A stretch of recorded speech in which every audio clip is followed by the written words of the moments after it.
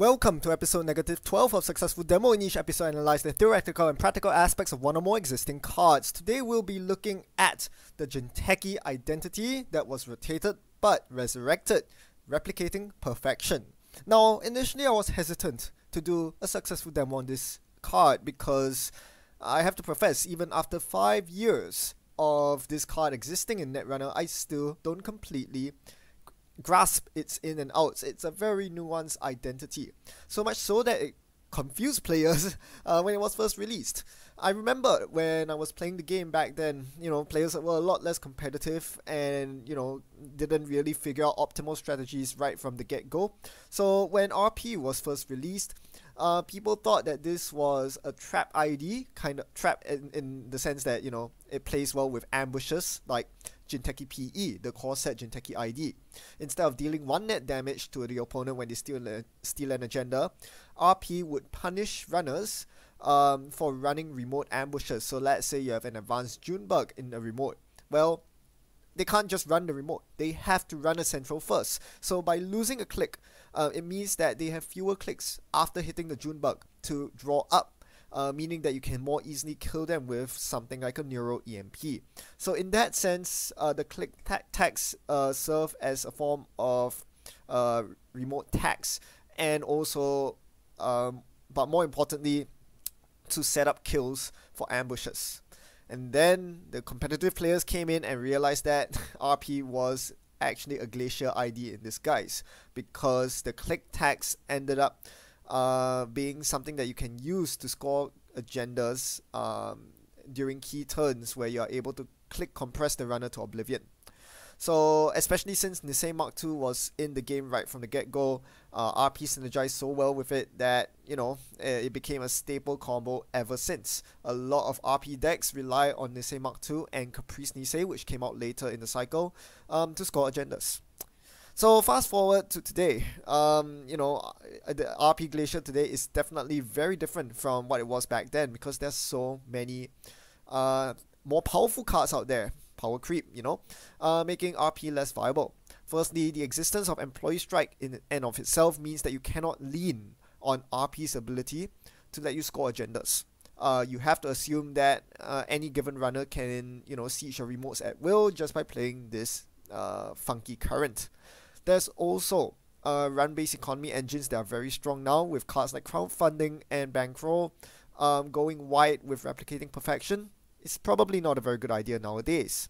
Finally, and what I think is the biggest reason why RP is no longer as good as it used to be, relatively speaking, is simply because there is a Jinteki ID that has usurped it, and that's none other than Ag Infusion. Sure, Polana and MT are good Glacier IDs, but Ag Infusion simply does everything, well, almost everything that RP does. Right? It enforces the click tags. In fact, it does this much better than RP does. RP forces you to run a central before you can run the scoring remote. Ag Infusion forces you to run the scoring remote twice outright. Because of the boop ability. So you can, if you have good eyes on your remote, you can easily drag the runner through your remote eyes twice. Whereas with RP, the tags for running your remote is the tags of your remote plus the tags on, your weakest central server, which is a lot less good. And yeah, I haven't even touched on Ag Infusion's +2 influence yet. So what I'm trying to say here is it's quite hard to actually find a niche for replicating perfection. Most of the time you have to ask yourself, is this deck better in Ag Infusion?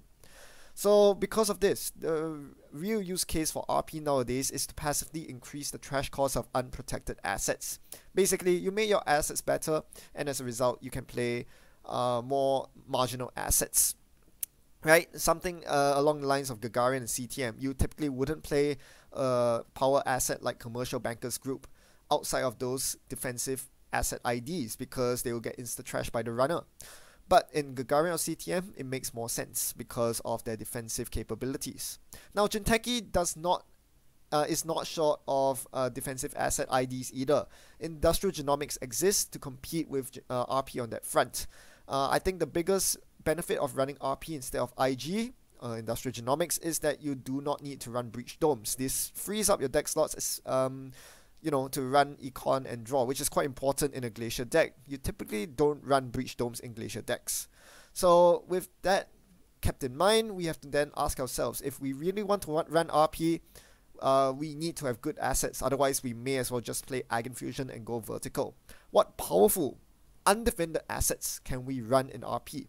Now, undefended assets doesn't mean that we want to run all the 1 and 2 trash cost assets. This is actually a very bad idea. If your deck is too full of cards like Angiofran and Rashida, you would have known, if you have played any amount of Netrunner, that the runner simply runs centrals and trashes the whole lot of them for free.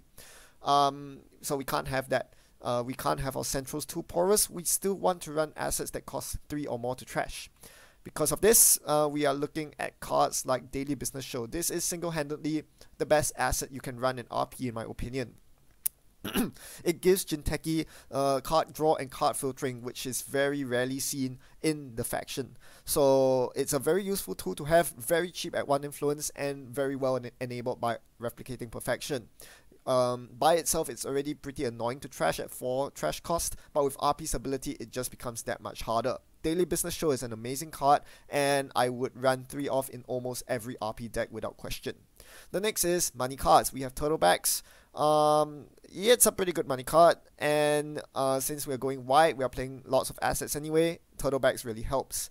More money cards include Mental Health Clinic and Marilyn Campaign. These cost 3 to trash, so they are usually fairly simple to trash if they are undefended in IDs like Polana and Eigenfusion, which is why you don't see these assets played in those IDs. But in Replicating Perfection, when you add the click tax to trashing these cards, it makes a lot more sense. Finally, win condition. G's Model Bioroids is a powerful asset-based win condition to have. It's a win condition because it allows you to never advance and score 4 advanced agendas instead of telegraphing them by single advancing them, giving the runner a whole turn to react. And this is a very powerful ability because Jinteki is not short of powerful 4-2 agendas. I'm looking at Nisei Mark II, obviously. Being able to score a Nisei Mark II from an unadvanced state is a very powerful ability to have, and G's Model Bioroids in that regard will force the runner to check every single one of your remotes to make sure that you're not sneaking any Niseis or Jeeves out. By forcing the runner to check remotes that they don't want to trash, you are coming out ahead by taxing their clicks. So that's the whole principle of this deck. And another cute thing is, if you remember the previous video where we did our successful demo of Fetal AI, we showcased how to res Big Ice by playing a whole bunch of money cards. Well, today we're going to do kind of the same thing. We're playing Big Ice, but this time we are using Drip, Economy, and Draw to fuel our reses. 3 DNA Trackers, 3 Anansis. That's not cheap to res, but don't worry. With the Marilyns, Mental Healths, Clinics, Turtlebacks, and all that stuff giving you free money every single turn, you won't find it hard to res those Big Ice, which will defend your centrals and your remote for days. Speaking of defending centrals, one key part of playing RP is the ice selection. Now, here's the thing about RP. It's kind of not very good if you're only taxing the runner 1 click every time they want to run a remote.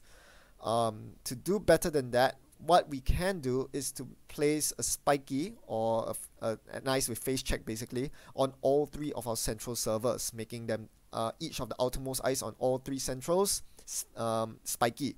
This means that they can't simply run a server and then bounce off by ending the run. If it's a barriers like Eli 1.0, they just end the run on the central. That's a 1-click tax, and then they can go assault your remote.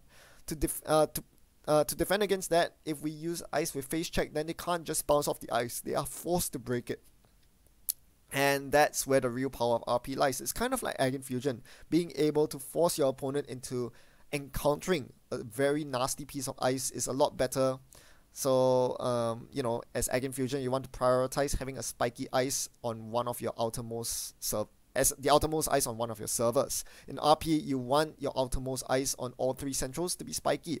And as such, cheap face check ice are premium in RP. To that end, we are going to run a very, I wouldn't say unconventional, but a very new piece of ice that most people won't really think of as face check ice, but really, Slot Machine is exactly that. It's basically a souped up pop-up window. Instead of costing 0 instead of you earning 1 and the runner losing 1, slot machine allows you to earn 3 potentially, and the runner loses 3 credits. That's a pretty powerful face check, 3 times as powerful as pop-up window in fact. So for this reason, it's a really good influence RP, not to mention that the influence cost wasn't tripled. We very kindly made it 1 influence so that we can run 3 copies of it in RP without much loss. Huge shout out to Alexis for this wonderful commission art for Slot Machine. It's absolutely beautiful. Yep, so this is a very good face check ice, one that you can res from the very first turn, and that's important. Not every game will you start with a hedge fund, and as such, when you can't threaten Anansi's and DNA's trackers, at least Slot Machine helps you over there. Another ice that helps is Aiki. Even though it potentially gives the runner a benefit from the card draw, the 2 net damage is certainly a deterrent, at least up till the mid game. And finally, Komainu, to diversify our ice suite because the other 2 are code gates, so having a sentry that does net damage is nice to have, and it costs 5 to res, so again, you can afford this on turn 1. Right, so that's the deck. Powerful assets, good face check ice, and otherwise a solid glacial scoring plan. Now, I will have to apologize in advance because the gameplay footage that is going to be featured for this video is subpar in the sense that the game was kind of a total wash. Spoiler alert, I basically dominated that game. So there's not really much to say showcase in terms of an exciting gameplay or key clutch turns, high impact turns, but throughout the game, I'll just be explaining the synergies within the deck and some pointers to keep note of when you are playing your own RP deck. So with that in mind, let's head to the gameplay.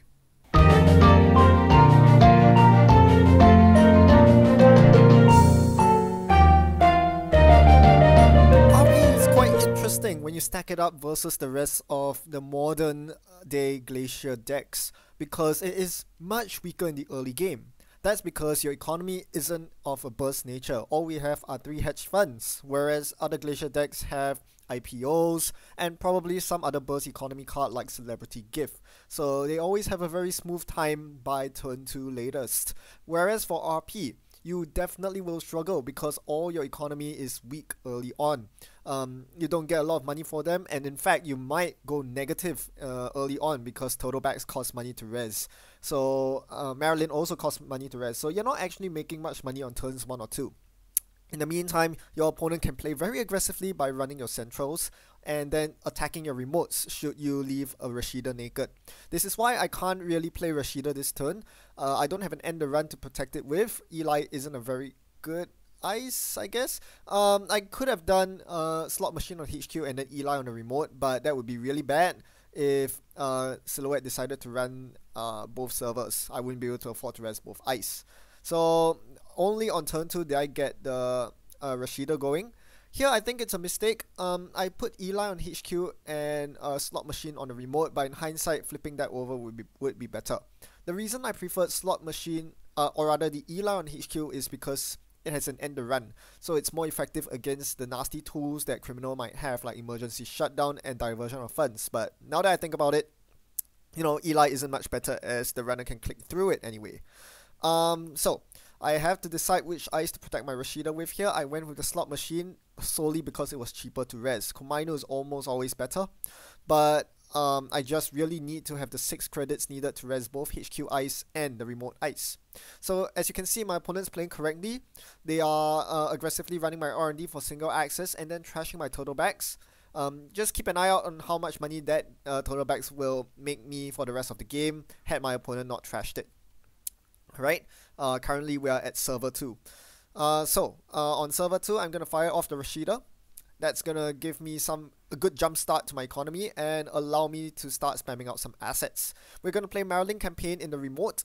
The secure remote that is usually used for scoring doesn't want to be hogged by permanent assets, so you don't put a total backs behind an ice, you don't put daily business show behind an ice. But Marilyn is fine because it will eventually run out of cash. This is one reason I actually prefer Marilyn to Sundew in this deck. I mean, you could run both, but I'm happy to soak up the 1 influence cost for Marilyn because firstly, it needs to be protected. Sundew also needs to be protected, and Marilyn will eventually run out by itself. Okay, I was lying. I did not put the Marilyn in server 2. My apologies. That I put something else in there. It was a copy of my Nisei Mark II. Yeah, so I would have put my Marilyn in the scoring remote, but I felt like HQ was very vulnerable with double Nisei inside, vulnerable to a legwork, so I put one Nisei in the remote. Right? It's never advanced, so my opponent won't think to check it, but the best part is that with the G's on the table, I can theoretically score this Nisei at any time. So that's my game plan here, and this is how you usually use Jeeves. You don't usually res it for value in the sense that, you know, you're not really using it to gain extra value with the extra clicks. Rather, you want to res it at a point where resing it will score you a Nisei that turn, and then after that it just gives you drip click value for the rest of the game if your opponent doesn't trash it. Here I'm making an exception though. I'm clicking for 3 credits and then installing a daily business show here. I wasn't very sure if that was the correct play, but my opponent seemed to be playing rather passively until now, so I took a gamble that they wouldn't run to trash the Jeeves. If they did, it would make it a lot harder to score my Nisei. You don't want to reveal the Jeeves until you're ready to score the Nisei for obvious reasons, because it's a very high value target for the runner. The moment you reveal a Jeeves, they are very much compelled to trash it. Thankfully, my opponent doesn't. Seems like they wanted to stabilize the economy, and it seems like they're playing a high setup deck because you can see they're discarding Zamba into the bin. So this is going to be a very much an exposed based deck. Now, I regret my life decisions here as I forgot to rest the daily business show, but not much harm done because I drew a hedge fund anyway. I'm still not scoring my Nisei Mark II here. I really want to stabilize, and given that my opponent seems to be playing a high setup deck, I'm going to play Scarcity of Resources here to slow down their setup. I'm feeling rather confident as well that they are not able to run my centrals for agenda steals because they didn't have any breakers. So the scarcity should really slow them down. But they do finally reveal their Omakua breaker and now runs my remote with the daily business show there. I have not rested yet and they chose not to trash it, instead gaining a total counter. So now I finally remember to res my daily business show, and the Marilyn gets popped. I'm obviously bearing an agenda here, and this is the point where I go to score my Nisei. I've stabilized now. I have a healthy credit level of 17. I know I have no ice resed, but none of my ice are particularly expensive to res, so you know I have enough money to defend all my servers. As a result, it's safe to go for the agenda score here, rather than to continue setting up by, say, installing a mental health clinic. So we scored the Nisei here, and we are pretty happy about that. That should deter any high impact runs like diversion of funds. However, we do have to worry about the turtle that is gaining counters. We do have the counter to the counters in the form of Cyberdeck's Virus Suite. This is the whole reason I included Cyberdecks in the deck. We need a way to stop the turtle because RP dies to turtle very hard. It's so easy for the runner to gain counters simply by running your naked remotes. So a Cyberdecks to purge on scoring turns is going to be very key here. Now my opponent attempts to run R&D, and I'm going to tax them out with the Komainu. It's going to cost them a lot of money either way. 5 credits with Omakua or 4 with Lamb. Right, Lamb's break all set routines ability really coming into play here. They get to access 1 card, and it's not an agenda. We move on. So, with only 3 credits to the name, they can't really contest my remotes either. This is why you want to play high trash cost assets. If I had something like a naked Sundew out here, it would be an easy, no-brainer choice for my opponent to trash it. But because they are expensive 5 trash cost Jeeves, 4 trash cost daily business show, they can't afford to do that. So yeah, even though Sundew is an amazing card in RP, I just don't think it fits that well in this deck. Now I draw a low cost asset here in the Rashida, and I want to guard it. You know, you always want to defend cards that cost less than 3 to res, so it's going in my scoring remote. You also note here that I'm milking the most out of my Jeeves by gaining the extra click from installing 3 cards in a turn. So this is really what you want to be doing. When you have Jeeves up, you want to be maximizing the amount of clicks you gain each turn as much as possible. And at this point, I'm still looking to stabilize. It was quite a difficult decision. Do I keep the Anansi or Rashida on the daily business show draw just now? There was very good reason for keeping the Anansi. It would have allowed me to install it on archives and seal up all my central servers. Right now, as you can see, my opponent's punishing me for a lack of archives ice by running up and gaining 6 virus counters. Now, I'm not that worried about virus counters just yet. Obviously, I have the silver bullet in Cyberdeck Suite, but I do want to pop an ice on archives before I pop the CVS. So that is my next priority in mind. It's not actually to score the Nisei in my hand. My next priority is actually to seal up archives so that they can't play as aggressively as they are doing right now. Rashida draws me a bunch of cards, none are agendas, so I can't actually bury, no good burying targets for daily business show. After some thought, I decided to bury the turtlebacks here, simply because it's a bit too late in the game for turtlebacks to be worth much. And yeah, you can start counting the number of turtlebacks credits I've missed out thanks to my opponent trashing my first one. I'm already up to server 6 here. Now, first things first, gonna ice up archives with slot machines so my opponent can't farm virus counters. And I'm also gonna put a second piece of ice on my remote. Now my remote is double slot machine, still no ender runs, but I'm hoping to leverage on G's model biorites right here to get me the game win. Basically, allow agendas to sneak by undetected. If I had to advance the Nisei here to score it, my opponent would most certainly smell something fishy and attempt to run it. But here it looks very benign. It could be yet another Rashida, it could be a Marilyn, it could just be an upgrade as well. It's not worth it to spend 2 clicks, one running a central and one running a remote just to hit an asset, basically. So my opponent doesn't attempt to run my remote, and so I can score the Nisei here. Also do note that my opponent's on 6 hand size because of the mental health clinic that I read. Okay, so yeah, I'm just gonna score the Nisei here. Not that many questions about it. Having 2 end run counters, Nisei counters, is going to really help me with scoring my last agenda here. Now, arguably, I did make a gameplay mistake here. On the daily business draw, I saw Obokata Protocol and Scarcity of Resources. Funny enough, the exact same 2 cards I had in my hand prior to the mandatory draw.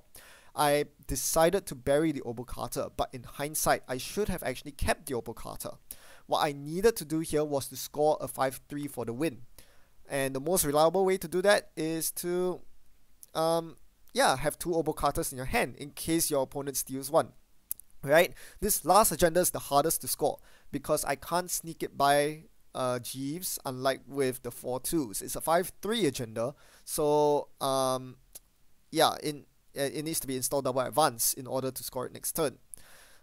Because of this Obokata score is very telegraphed and my opponent would most certainly contest it, and I know that they can steal it very easily because there are no ender runs on the server. If they just keep running my slot machines, they will get it. So here in hindsight, I really should have kept the second Obokata, so I at least had a second agenda to score should my opponent have stolen the first one.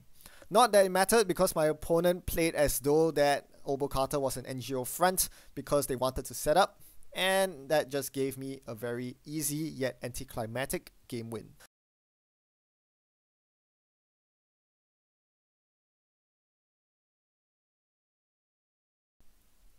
Even though that was a complete wipeout of a game, me winning 7-0, no, easy peasy. I felt like there were points during the game where I was struggling, where I was relying on suboptimal plays by my opponents. And that's why I didn't really want to push on to make more videos about this deck, because I feel like it's not as strong as other Glacier decks. Your early game is very rough because you don't have that much burst money, which means you can't really threaten early ice. And you need to seal up all 3 centrals, unlike with most other Glacier decks where just covering HQ and R&D would suffice.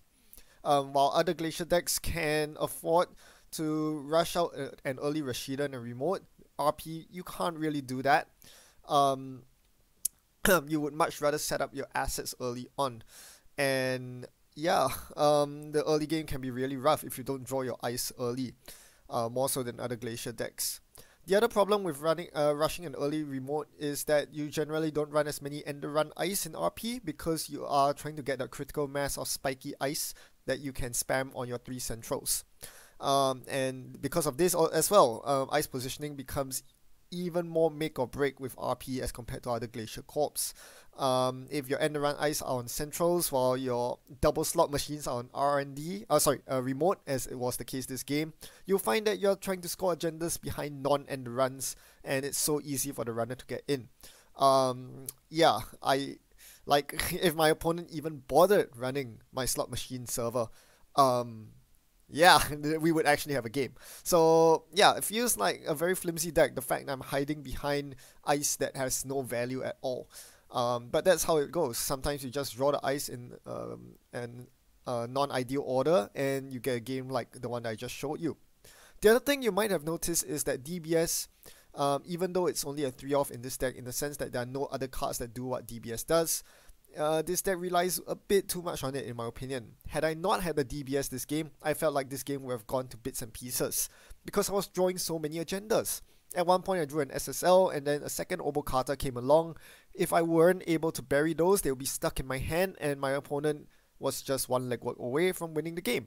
So it feels like RP is more dependent on its moving pieces than other Glacier decks, and yeah, it can feel very fragile. Had my opponent bothered trashing the DBS, game would have been different. Instead, they trashed my early turtle backs, which did set me back, make no mistake. That was a good choice by my opponent. I lost 5 credits that way, because I created 5 more servers throughout the rest of the game. Yep. So let's move on to combos and Nonbos. Obviously I didn't get to showcase this because it wasn't in this iteration of my deck, but in most, if not almost, basically every other RP deck, Sundew is an auto-include, simply because it has direct synergy with RP. RP protects Sundew, for those of you not familiar, because normally with any other corp ID, if you see a Sundew being rezzed, all you have to do is to run that Sundew on your first click. Not only will you deny the 2 credits from Sundew, you would even get a chance to trash the Sundew since you're running on it. In RP, however, this is not possible because your first click must always be used to run a central server first. Therefore, you're always guaranteed to at least get the first tick of Sundew off, and that immediately puts direct pressure on the runner to make a run on the Sundew on their subsequent clicks before you get too much value out of your Sundew. This is why it's good in RP. However, with the advent of more big boxes and data packs, there are more economy alternatives. Most notably, I'm drawn to Maryland campaign. As I explained earlier, Sundew and Maryland campaign probably need to be protected by with ice.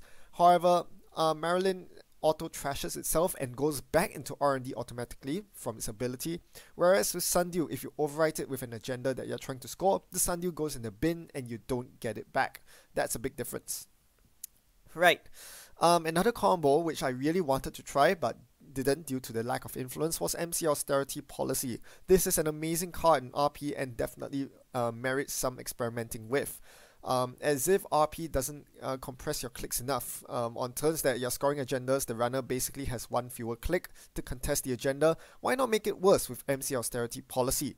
The runner has to spend 2 of their 3 available clicks to run and trash the MCA, which is a big cost. And if they don't, well, you fast advance an agenda. Seems really solid. Again, it's only the influence that's really prohibiting it, because if you spend 9 influence on MCA, you are relegated to either playing crappy ice because you have no influence for ice, or crappy assets because you don't have influence for DBS and Maryland campaign. Now, Breach Dome is, in my opinion, a Nonbo with replicating perfection.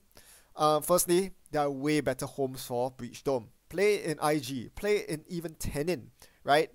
They can't make successful runs on archives to turn off Tenin without taking Breach Dome damage. That seems good. In RP, Breach Dome doesn't work, because if you don't put ice on your archives, instead only relying on Breach Dome to defend your archives as you would in IG or Tenin, what happens is the runner simply click 1, runs archives, turns off your ID ability, and then jacks out. You'll notice that replicating perfection doesn't require a successful central run. All it requires is that a central run is initiated. So yeah, they can simply jack out before accessing. They can declare it an unsuccessful run. That way they won't have to touch the Breach Domes, while at the same time fulfilling the RP requirements, so that they can then assault your centrals. Your remotes.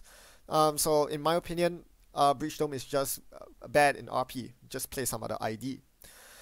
Right. One card that I'm having a tough time evaluating this combo Nonbo scale with is Embolus, Dan Dargenio's 2nd World Champion card. Now, it's no secret that Dan designed Embolus because he loves RP to death, so much so that he created RP Incarnate after RP has rotated out. Well, joke's on him, because Project Nisei came in and resurrected RP. So now you have both Embolus and RP in the same card pool, potentially can be played together. So I feel like Embolus kind of does the same thing as RP. Well, not exactly, of course, but they have pretty much overlapping effects, and this means that you have a critical mass of RP related cards, and that gives a very strong win more and lose more effect. If the runner isn't able to make runs, you win big. Your Embolus gets charged and your RP ability prevents them from getting to your remotes. However, on the flip side, if the runner is able to siege your servers and has good strong run-based engines going, both Embolus and RP will just crumble. And that's a big problem, right? It isn't helping you with the matchups you're struggling with the most, although it does help you basically auto-win those matchups that you're already winning. However, there still might be some synergy between Embolus and Jinteki RP. As you'll notice, whenever you play against RP, what you typically do is most of the turns you don't run remotes. You just spend most of your time setting up, and then you pick a couple of key turns where you click one runner central and then spend your remaining clicks just running the remainder of your opponent's remotes, so that you only need to pay the RP click tax once in order to access as many remotes as possible. That is, optimizing your click usage. Why would you want to spend a click every single turn paying a click to RP when you can just combine all your runs into a single turn and just pay one click to access all the remotes? Embolus says, nope, if you do that, every single turn that you do not run, I'm going to gain an Embolus counter and make your life that much harder. So there could be synergy between Embolus and RP. The only problem is if you're going wide with RP, having lots of unprotected assets, I think Embolus isn't really at its best anyway. It still will die to run-based decks. As you saw this game, the Silhouette still managed to do a pretty good job of controlling us because she was running pretty, well, not very aggressively, but she was running. And that really disrupted our plans. Imagine if you have an Embolus out. It's just not going to gain that much at the end of the day. So yeah, tough to say. What are your experiences? Maybe you've played with this combo before. You can tell me how it went. I haven't tried it myself, so I'd like to know. But in the meantime, as always, thanks for watching and happy net running. Hope you learned something interesting. In the meantime, see ya.